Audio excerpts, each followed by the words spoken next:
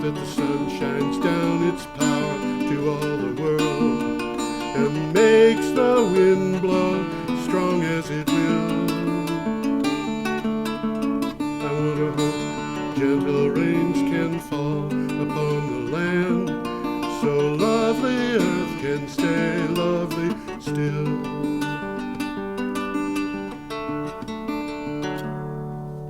Welcome, ladies and gentlemen. This is Energy Week with George Harvey and Tom Fennell. I'm George. This is Tom. I'm Tom. And that's Tad, who we are not with, or we are with. This is Energy Week with George Harvey, Tom Fennell, and Tad Montgomery.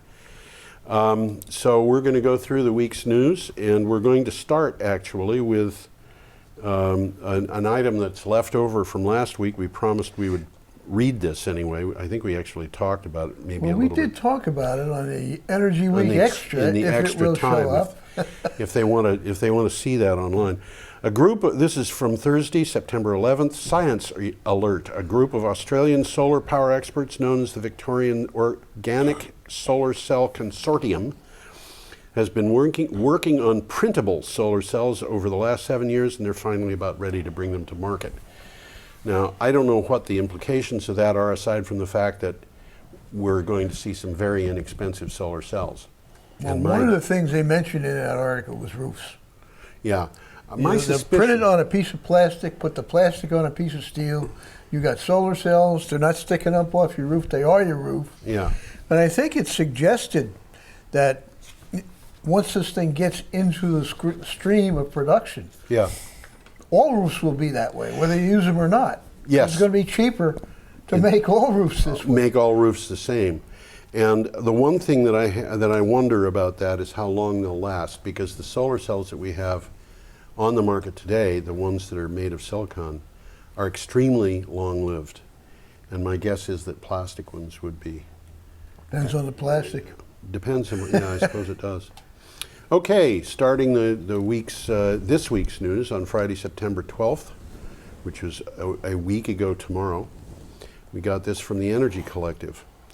What will the world look like in 2025? Expect a lot more solar power. In fact, according to a report from Thomson Reuters, in 2025, solar will be the primary source of energy for our planet. And 2025 might sound like it's a long ways off, but it's only 11 years away. It's coming, guys. It's coming, that's right. And I suspect they're correct. The next item from ECNS, the cost of solar electricity generation will decline to half the current level by 2020 in China. An important technological breakthrough in raising the use of clean energy, making it the same as the cost of coal-generated electricity. And you know what? I think that's wrong, because I think the price of coal-generated electricity is going up rapidly. Well, we will be talking about several things related to coal, related to China, yeah. And they are changing. Yeah, they are, and one of them actually is the next item, which comes from September 13th, which is last Saturday. Recently reported analysis shows Chinese coal consumption fell for the first time this century in the first half of the year. Even more striking, China's gross domestic product growth and coal consumption have decoupled, suggesting a structural shift in the Chinese economy. That came from the Energy Collective. That means that they can grow their economy while they are reducing the amount of coal they're using. Yeah, they're not supposed to be able to do that. Not according to the coal industry. This is as we will note in a moment. This is something that is mentioned again as a problem for certain people in this world. So the next item, also from Saturday, and this is kind of impressive. PV Tech reports that Chile's Environmental Assessment Service has approved a 698 megawatt solar power development. The South Campos Sol project will require $1.6 billion in investment and will be built over more than 2,000 acres in the Copiapó province in the Atacama region. There's a picture of it up there. It looks pretty much like desert to me. So It's basically desert, and I think, although I tried to find this out, maybe you found something out, Tom. I think that's just regular solar PVs they're putting in. I think I tried to find that out too, and I agree with you. I couldn't find any reference that it was solar thermal. But it looks like it's PVs probably, and that being the case, that's going to be an awful lot of PV cells. That's going to be a lot of cells. I did estimate how many. I forget how many. I think that's something like 3,000 or something. Yeah, I think that's more than they put in that Solarize thing in Putney. I think so. I think so. Okay. The next one, Sunday, September 14th. This is impressive too. You know, we're just getting a lot of this news this week. Sunday, September 14th, the 6 Central American countries had a total solar capacity of 6 megawatts in 2013. Which is nothing. We got almost that much in Brattleboro now. Yeah. And that's 6 countries. The total is expected to be 22 megawatts by the end of 2014. Still nothing. But it's a big growth. However, the market researcher IHS believes it can reach up to 243 megawatts in 2015. Now we're talking something serious. Yeah, and within what? That's 16 months from now during that time. In 16 months, they're going to be adding a huge amount of solar capacity. And it will continue growing. That came from Clean Technica. Then there's a little codicil on the end of that. It's not just happening in Central America. Middle East, Africa, and Asia. Yep. It's happening in the third world. Yep. And I think we'll mention it a little bit later. Actually, I think they're jumping over the fossil fuel period. Yep. We are going to mention that very soon. In fact, the next item, and this comes from the New York Times, electric utility executives around the world are watching developments in Germany nervously as renewable technologies they once thought irrelevant begin to threaten established business plans. Many in poor countries are considering skipping the fossil fuel age altogether. And going right from stones to computers.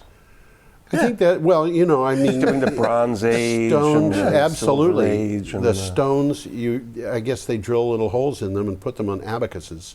That's their computer. and then we go straight from that to PVs and apples. I saw a demonstration, it was on TV, of a guy with an abacus that knew how to use it. Yeah. Against a guy with a slide rule. Yeah. And the abacus was faster. Oh, I'm not surprised. Yeah. Wow. The slide rules are not and really. they're old-fashioned now. Abacuses or slide rules? Both of them. I have slide rules. I have a couple of them that are 2 feet long. Oh, interesting. Yeah, I have a really beautiful Koeffel and Esser slide rule. It's 50 centimeters, but which is about 2 feet. Yeah. And it's a beautiful instrument, and it even has a magnifier on the cursor on the slide what do you call it? It's not a cursor. See, here I am in the computer age, and I can't even remember the terminology for the slide rule. Anyway, go back to that. We haven't finished on that one. On that one, you mean the one from the New York Times, the fossil I fuel had a picture age. up there of the. I'll bring it up again. Yeah, look at those. I can't see them because I don't have my glasses. But it's just a wind farm at sea. Wind farms at sea. Yeah. Where is that, Tom? That's in Germany. Oh, it's in Germany. Okay, off the north coast. Germany and Denmark, and the UK, primarily Scotland, and now China's getting into the act. But this thing of wind and solar is something that any of these small countries can get into, and the prices are getting so low that it's a lot cheaper for them to do that than it is to go to other power sources. And it's a lot easier in some respects because you can put in solar without tying a grid to where you're going. You can just put it into a village, as we've mentioned. Absolutely. This particular article mentions these turbines are big. Yeah. Wind turbines standing as far as 60 miles from the mainland, stretching as high as a 60-story building. 60 stories? I don't think that's right. Oh, I think that could be 60 right. stories? Yeah. 600 feet. Costing up to $30 million apiece. Yeah. Some of these giant machines, a single blade roughly equals the wingspan of the largest airliner in the sky. Yeah. Which is the Airbus A380. Yeah, I didn't know that. I mean, I knew that the blade was. And they're sending it all throughout Germany, hundreds of miles to the south. Yeah, well, I mean, that's just transmission lines. Yeah, yeah. They have to have submarine transmission lines, but that's not a serious problem. Germany is by far the largest industrial power to reach that level of 30% of their power being renewable. Yep. It's more than twice the percentage in the United States. Yes, it is. But, you know, there are other countries that have even more. I think the #1 country for renewable power is Paraguay. I think it is, but it's mostly Mostly hydro. hydro, yeah. I don't think they've got a reason to do much besides hydro because they're getting 1,000% of what they need. 1,000? I'm not kidding. They're selling. No, I'm sure you're They're right. making money Yeah. by selling the power to Brazil and Argentina. Okay, are we done with that? Yeah. Okay. From Canada News, and this is an important item. Oh, this is After a 7-year-long investigation, scientists at the National Audubon Society, and of course that's not Canadian, that's U.S., issued a grim report finding that more than half of the 650 or so bird species in North America may be threatened by global warming.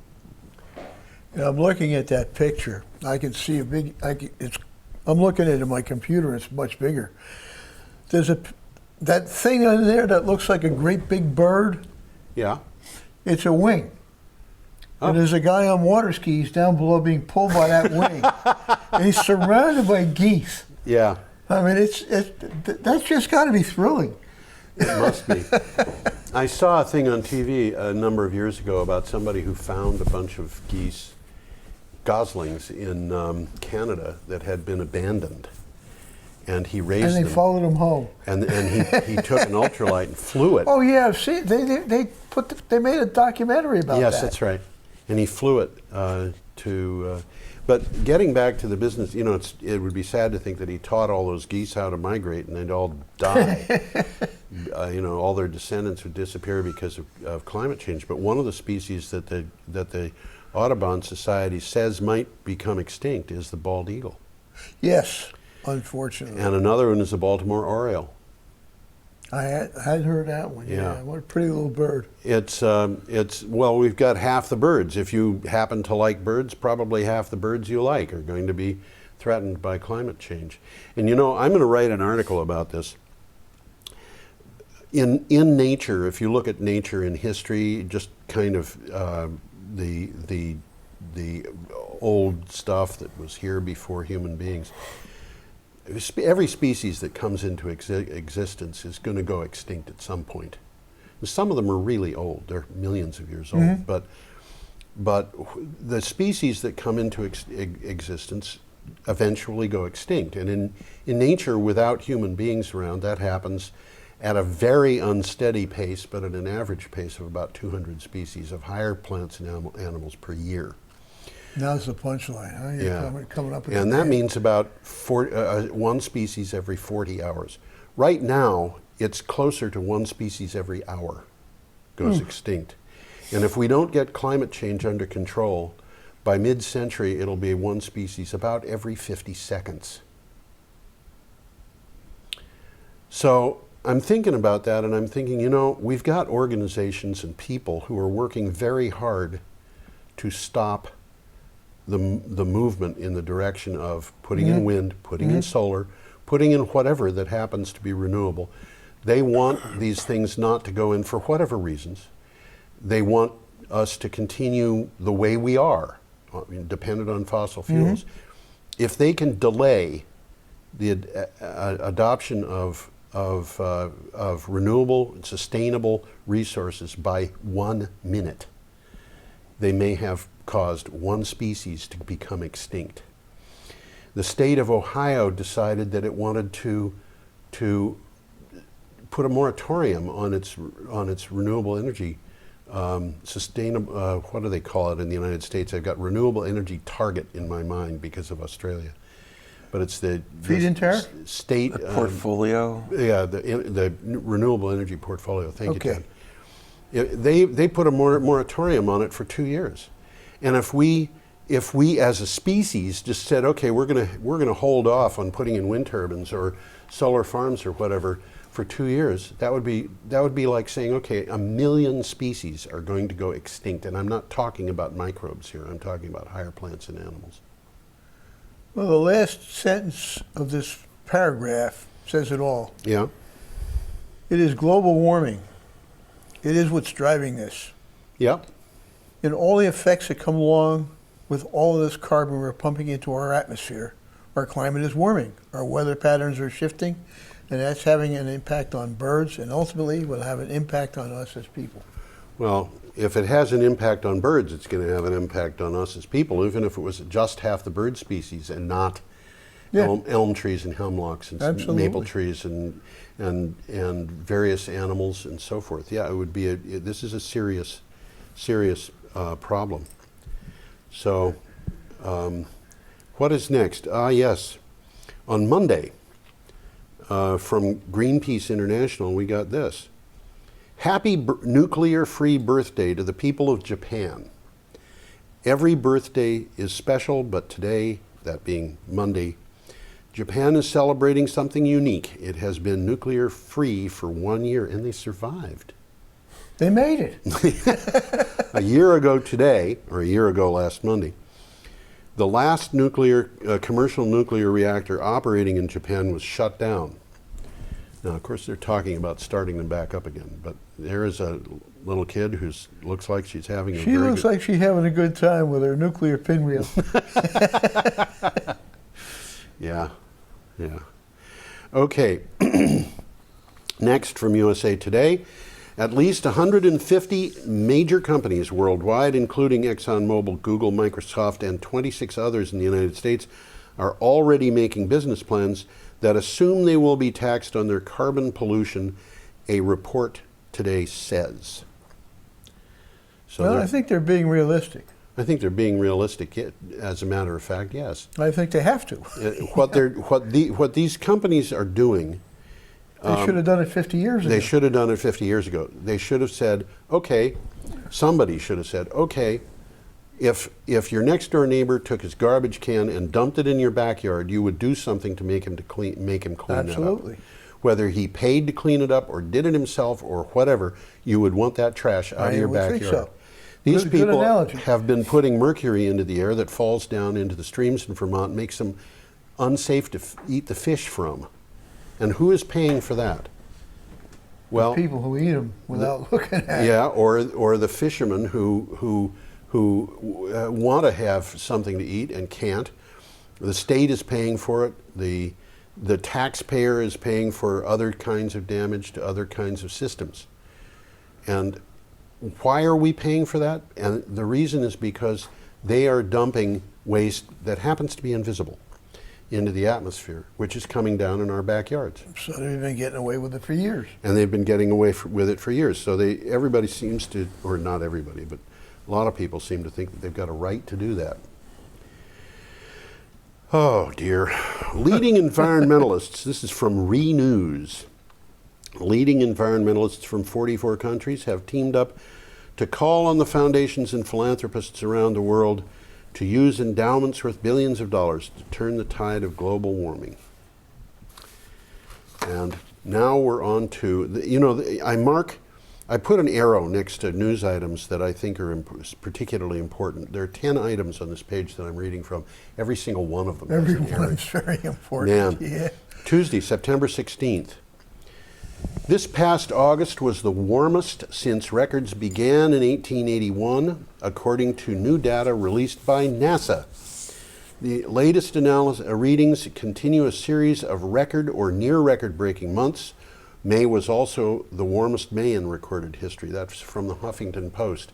There's a picture up there of the globe, and it represents just the change in August of the average surface temperatures. From the previous year, or from normal in the Well, in the it's 20th century? change in August surface temperatures from 1880 to 2014. Oh, okay. So this is a long-term broad time, yeah. picture, and Look at northern as you can see, the darker the red, the more extreme the changes have been. And The Amazon rainforest took a bath here, according to this picture. yeah. Looks like the only part that's really not getting warmer is the Antarctic. Well, I think the Antarctic, I don't understand the color for the Antarctic because that seems to be out of the. Well, it's blue. It's not much change at all. Okay. The but high Andes are blue or bluish gray. Yeah. The Antarctic and the very high Arctic are not changing much. But northern Canada is changing. Northern Canada got warmer. Yeah. And southern, well, I guess that's off the coast of South America. Right, the tip of Antarctica is much warmer. Yeah. That's where that glacier is melting. Yes. Well, it's the ice shelf, I guess they call it. It's not Yeah. a glacier. Yep. Okay, environment and energy publishing. Demonstration systems from Hawaii to the eastern banks of Canada are showing that a fleet of water or space heaters can act as a sort of fast-acting sponge that absorbs extra electricity on the grid, especially wind power, making the grid more stable and storing energy. This is an interesting It's concept. a really interesting concept. Yeah. There's a picture up there of a space heater, Yeah. which looks like an air conditioner, really. It does. And it's got ceramic bricks in there to store the heat. Yeah. And it and your water heaters and stuff like that is all part of this grid. Yeah. And if they're running a little bit too much electricity, They dump it into they these dump things. it into these things, you know, Which- and it can be done in increments, very small increments. I read in the article, as I recall, that they could switch these things in a 200th of a second, I think that's which right. is yeah. only a third of the cycle of the AC power. Yeah. And or a quarter, depending upon where you are. But these things heat up. The hot water is going to be used for bathing and washing dishes and all sorts of things, even in the summer. It's not going to go to waste. It's That's not the point yeah, there. Very little of it will go to waste at any rate, and so you heat the hot water in the time when you've got excess power, and then in times when you don't have excess power, you don't have to heat that water, which is what the demand. What is the system called? Where they Off-peak power? yeah, where Off-peak the heating? business of it's demand something. Oh, demand management. Well, yeah, it's demand management. That's what it is, and it means that we don't need as much electricity, and the whole grid is stabilized. Well, this was a pilot program, so it's limited. Yeah, But the bottom line is it worked. It worked well. right. And there was another thing that came with this that we will hit in a couple of minutes. But you know, it's interesting because if you can stabilize the grid, that means that you can put more renewable power on it. Exactly. And you know, the business of the grid needing stability has always been a problem, even with big power plants that are run on coal. But Well, yeah, that's basically the job of the system operator. right, And he turns on power and turns off power. Well, it's all done automatically, but yeah, it's by the second or by the 10 seconds. right. Okay, from National Geographic, we got this. A week before the heads of state meet at the United Nations to discuss climate change, a major report on Tuesday from global political, environmental, and industry leaders says it is possible to grow the economy while tackling global warming.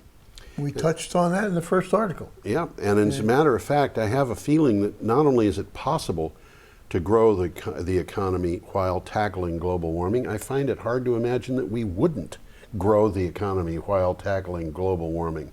I think that's this message here. Yeah, It's going to be economical. It's going to happen. yeah.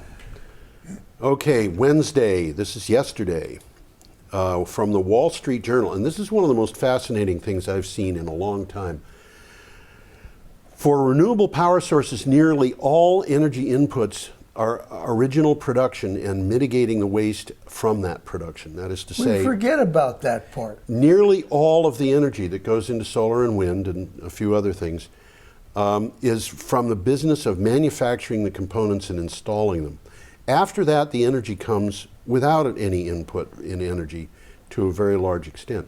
More energy is produced than fossil fuels used. Mm-hmm.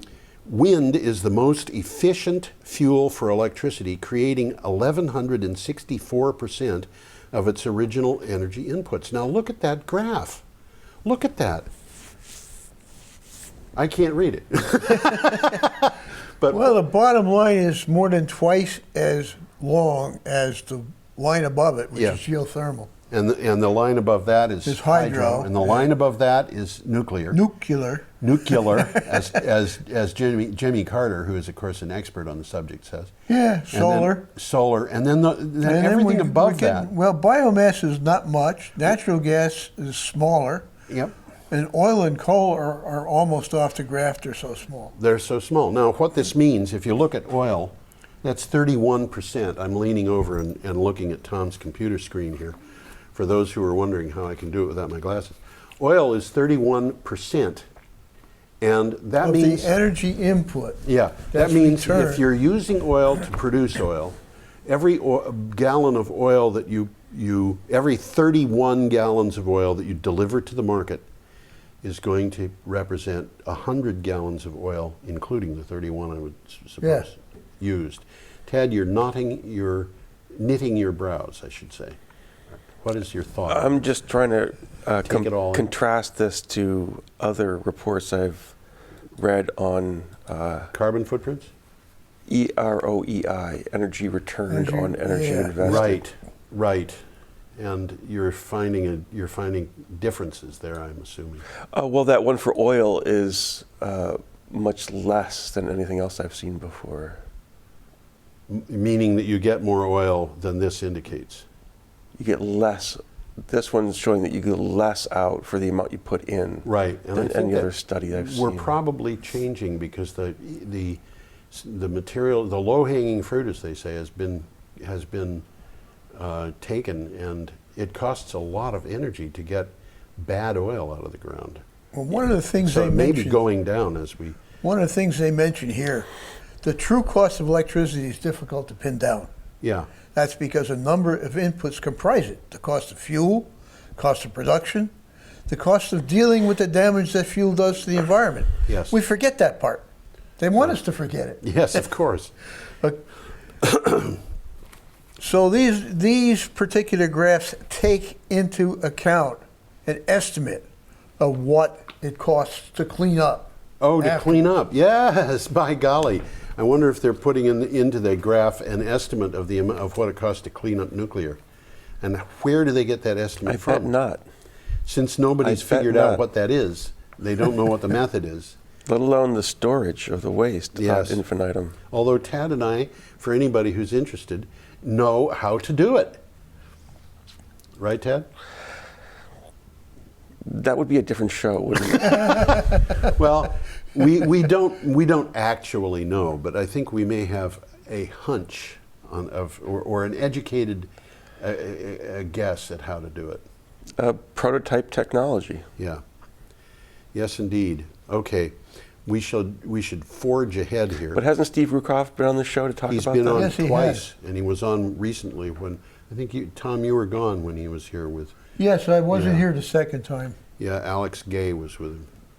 I think that's the kid's name. He's a high school student, and they're doing something on one of the crowdfunding sources to crowdfund $100,000 to start a project on getting rid of nuclear waste using energy amplifiers. Energy amplifiers. Great. Yeah.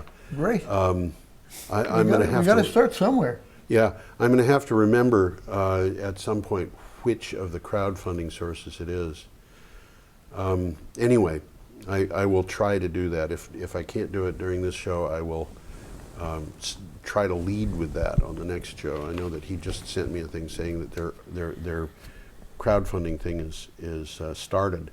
People can make a donation. You know, you could put $5 into ending the problem with nuclear fuel. Okay, moving on, and this is an interesting one for anybody in the state. The Vermont Yankee Nuclear Power Plant has begun a gradual reduction of electricity it generates that will end with the plant shutting down in December. The coast down period will end the plant's operating cycle as the nuclear fuel in the reactor is depleted.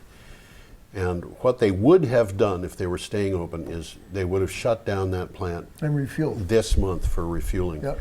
And instead of doing that, they're using up as much of the fuel as they can. Well, I can't say I blame them I for can't doing say I that. blame them either, but I mean, it costs almost $100 million to refuel that thing. Really?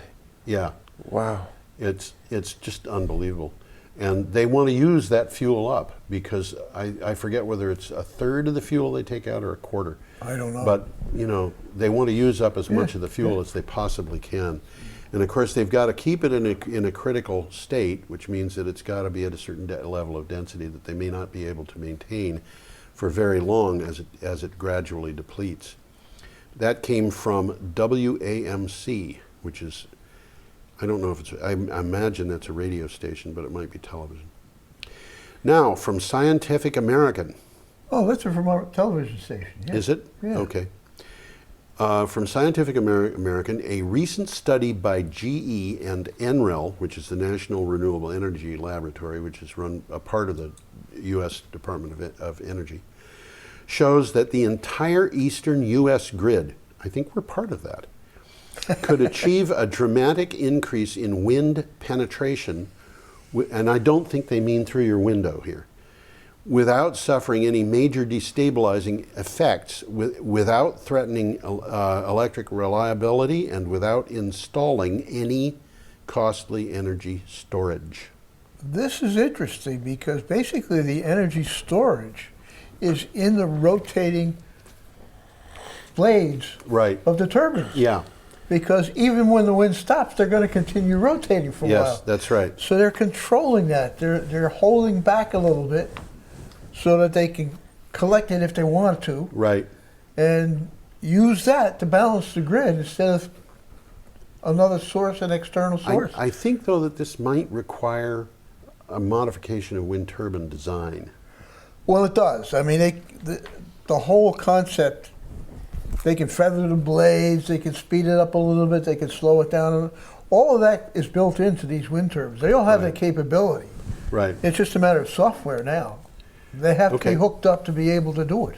I thought they needed some extra weight up there, to tell you the truth. I don't think so. Really? I don't think they had to do that. I wonder what effect this will have on the market for neodymium, though, because they're using neodymium magnets Yeah.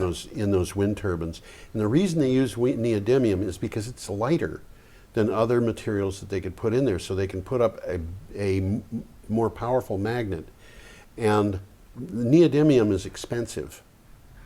Yeah. Most of it comes from China. We could mine it in the United States, but it would cost a little bit more because we'd have to be careful because the U.S. environmental laws are stricter than they are in China.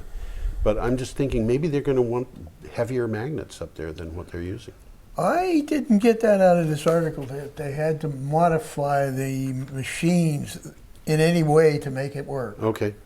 Maybe in the long term, they might take this into consideration with machine Yeah. design.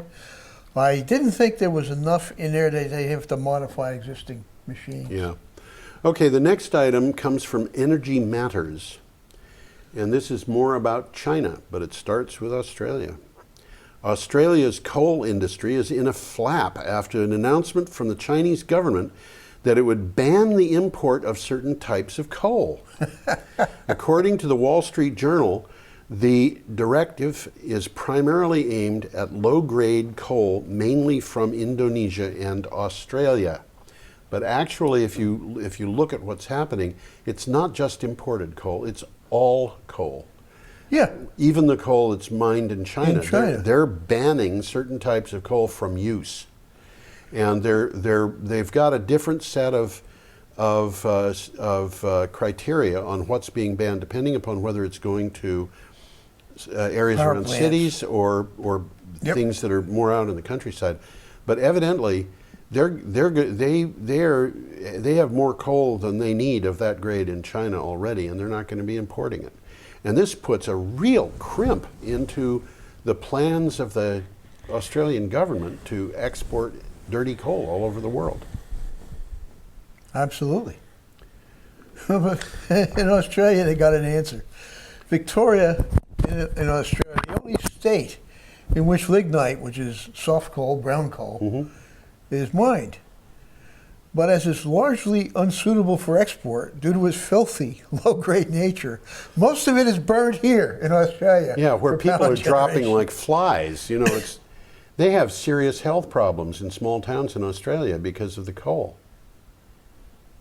Wow. What is it with these people? No, and you know, we will see more about Australia as we continue. But we're up to today already. Wow.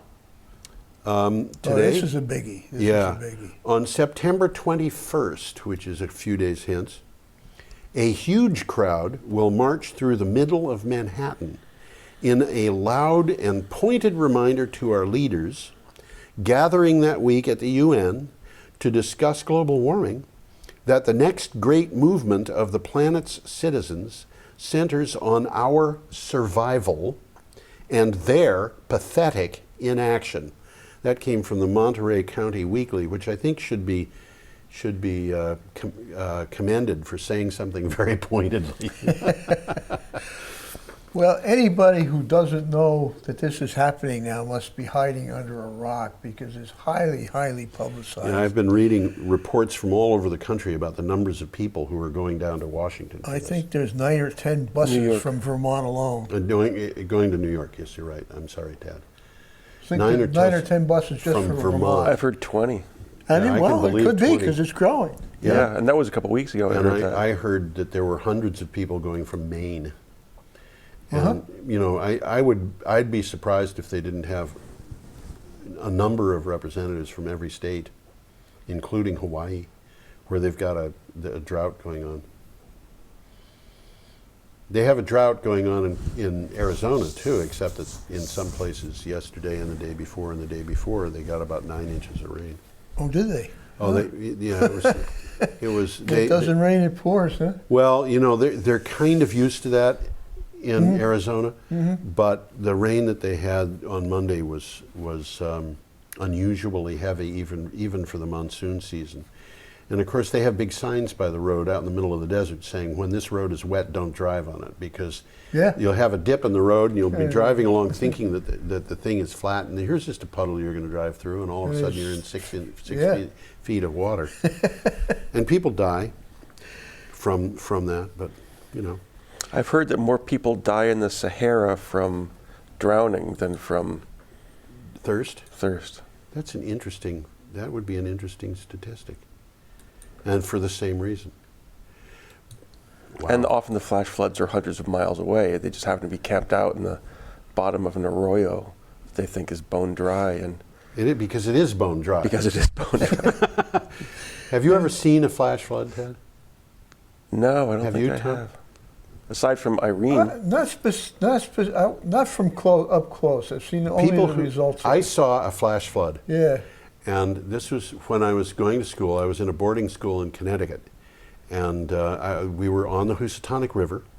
And the dormitory that I was in was about, I'm going to say, less than 100 feet from the river, but up significantly higher. And on a Sunday morning, we heard a loud crack followed by a rumble. And I got up out of bed and looked out the window. And what had happened was we had a very, very cold winter. And we had got into the spring, and we just had a week of kind of steady, not very heavy rain, but steady rain. And the river got to the point where it could not bear the pressure from the water underneath, so the ice broke. And when the ice broke, it started to move. And when it started to move, it produced an ice dam just a few hundred yards down from the river. And within a space of minutes, the water had risen to the point where it was actually running into the dormitory basements, which were about 15 feet above the river level. Wow. Now this is in the Housatonic River. And it backed up streams. There was another stream that was by the school. It backed up the stream, went in reverse over a dam, backed up across a pond. Backed up and went over the dam backwards. Went over the dam backwards Oh, boy. in large quantities. And then it crossed, it pushed blocks of ice 2 feet thick onto athletic fields. Wow. And the whole thing was just amazing, because blocks of ice that were perhaps 75 yards long and 10 or 15 yards wide and 2 feet thick just rose up on the river, went over the bank, and mowed down trees like bowling pins, one after another. And these trees were probably 2.5 feet thick. 2 6. They had no resistance to this at all. And of course, you know, I've since returned to the school. There's no trees on the bank anymore. But the point that I'm making is that these flash floods, and in the East Coast of the United States, school children are not taught about them. When I was in Illinois, we used to be taught about flash floods, and of course in Arizona, they're really heavy on teaching kids about flash floods because they're very common. And we had one in Allsted several years ago, where a wide valley around Keene had heavy rain for a day, and as that rain came down, it was channeled through a narrow valley at Allsted, New Hampshire, and it you know, there was a farm field up there that was planted with crops. I drove by it one day, and then a couple of weeks later, I drove by the same field, and it was just stones. Just stones. It looked like a stony brook, you know, in the dry season, but it was the entire field had all of its topsoil removed. So it's, you know, force of nature. Anyway, that we've diverged from our message from the Monterey Country Weekly. Another thing that they're talking that we have here from the Tenagri News. This was a weird one because Tenagri News is from Kazakhstan. Yeah, I saw that. It was from Kazakhstan, right? A UN summit on climate change will see the world begin to seriously tackle global warming, UN climate envoy Mary Robinson said. Of course, Mary Robinson is a favorite person in Kazakhstan, I think. Oh, yeah? She's the former president of Ireland. I'm not kidding you. Same person? Yeah. She's she's the envoy past. from Ireland. She's not a U.S. envoy. She's a UN envoy. She is, yeah, but not from the United States. No, she's from Irish. Ireland. Yeah. I should have put that together. Yeah. I didn't have that together. The message from the climate summit and the message going forward to Paris is that it is not business as usual with a little bit of green attached. That's what she said. And I'm hoping that she's right. I think Mary Robinson is no fool, and I don't think she would say that if she didn't believe it. What we're seeing here is like 3 things in a row. Yes. We've got the march. Yes. And then this summit. Yes. And then starting, I guess it's Wednesday, the UN will be debating many things, among which is climate change. Right. Right. And the last item that we have for today is U.S. politics. This came from Clean Technica, and you know, I don't know if you looked into the story. Have you put that up on the screen, because that's an interesting picture. People are going to be able to see this. The fellow on the screen is mentioned in the story, and it's interesting. Clearly, politicians across the ideological spectrum are realizing that voters like clean energy, and for good reason, as wind and solar are becoming big-time job creators and economic drivers, making them not just good politics, but smart policy investors for any state's future. And that guy, you've got it in front of you so you can read it. Well, he's a conservative. His name is Cory Gardner. Yep. And he's running for office. And there he is in front of a wind turbine. In Kansas. He's running in Kansas. Colorado. Oh, Colorado. Yep, Colorado. I remembered wrong, and I do that every once in a while. Colorado. Well, people in Colorado and people in Kansas and so forth know about wind power because they've got a lot of it around them, and they've experienced it, and they know, you know, what it's like. And the very end of this article is also interesting. This one is in Kansas. The governor is a Democrat. His name is Sam Brownback. yes. And he's running for re-election. Yep. And his opponent is State Representative Paul Davis. And they got into a pointed exchange, is what it was called here. Yes. When they're both talking arguing over who is more in favor of renewable than the other guy. Yes. I supported it a lot more than you did, is the quote. The times they are changing. Yeah, they are. At least they're changing in Kansas, but and in Colorado. And in Colorado. In Iowa and Nebraska and Illinois. Texas. And so forth. Texas, my goodness gracious, how could I leave Absolutely. out Texas? And Oklahoma, this home state of the movie Twister. You don't remember Twister? I don't. It was about tornado It chasers. sounds like it, yeah. I thought it was a parlor game. There was game. also a parlor game. Yes, you're right, Ted. But these people, did I tell you that I had taken a look from satellite, vicariously from satellite? I wasn't actually on it myself, but there are people who accuse me of being out in space sometimes. I looked at through Google Earth at the Roscoe wind farm in Texas. And the Roscoe wind farm is huge. It's 670 some turbines, as I recall. I know that it's well over 600. They do things big in Texas. Yeah, they do. And it covers 100,000 acres. And that wind farm, it's amazing what's in the wind farm aside from the wind turbines. And you can see the wind turbines very clearly in Google Earth. You can also see a lot of oil rigs. You can actually see them in Google Earth. That's right. You can see a lot of oil rigs, and you can see a lot of places where oil rigs used to be that are now just kind of yellowish areas where vehicles had gone and destroyed the topsoil. But you can also see, places where people gather, restaurants or small communities. There's about 400 farms that are either partly or entirely inside the wind farm. There are communities. There's a school. I happened to be going through it, and I found a school with a athletic track and a football field and things of that nature. And these people are living in the wind farm, and they are completely unperturbed about the idea. You were the person who was talking about a guy waking up in the morning and saying, I feel good today. It was windy last night. We must have made another $8,000. It's an interesting thing to consider. So that's this week's.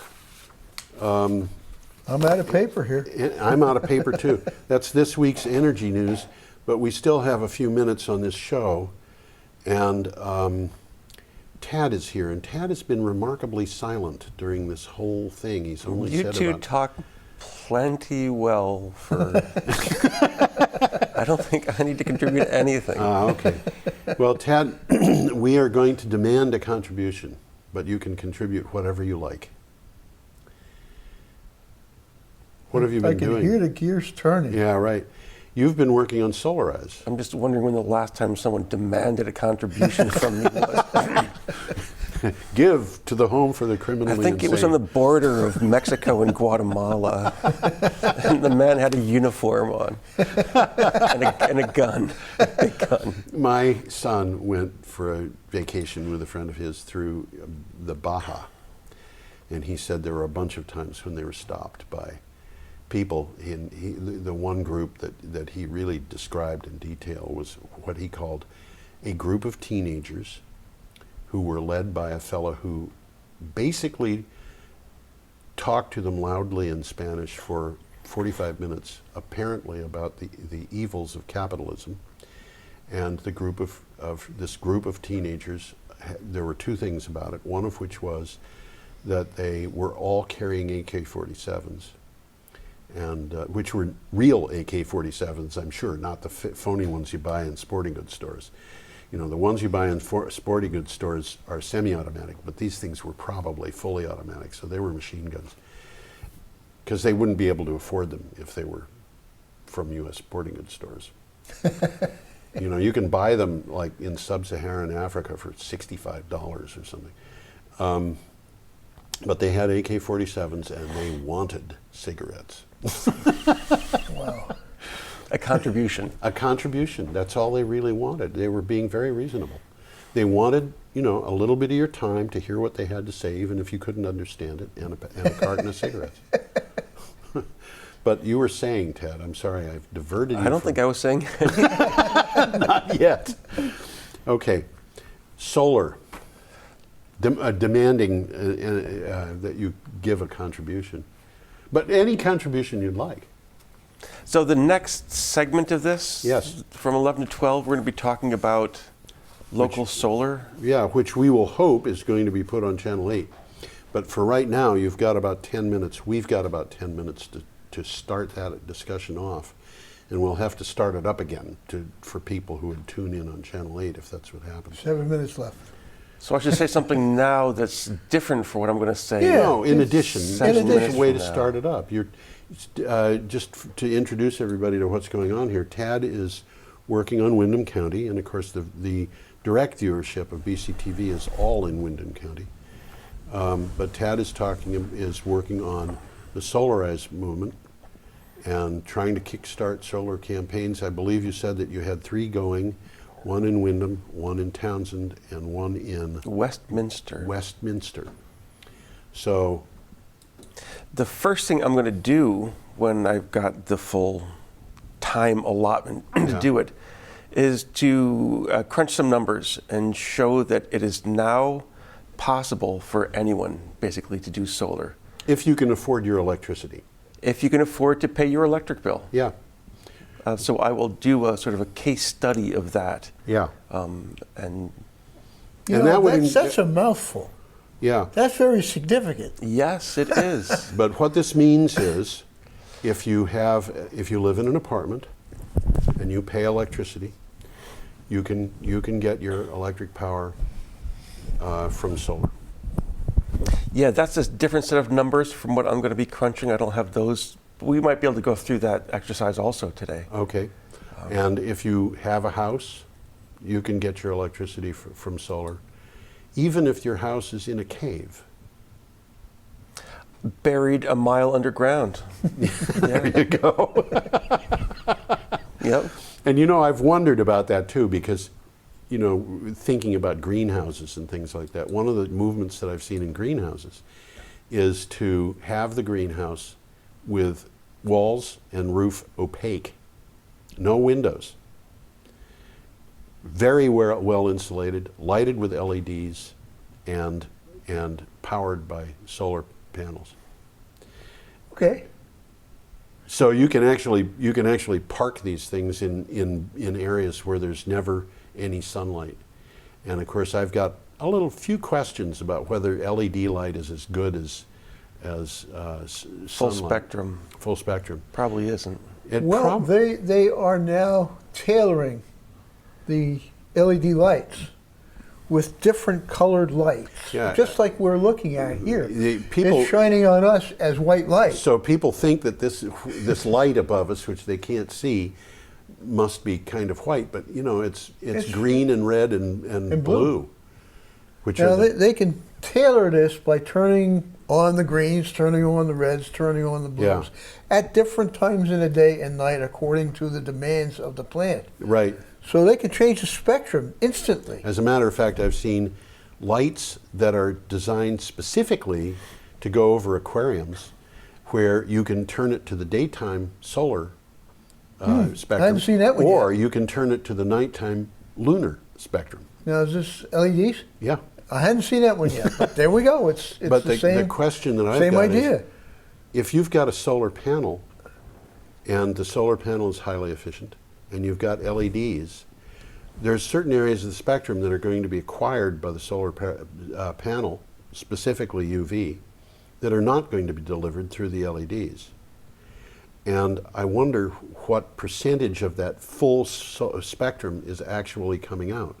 And it might be greater than we would think. We may be increasing the available light for the plants in a way that we might not consider.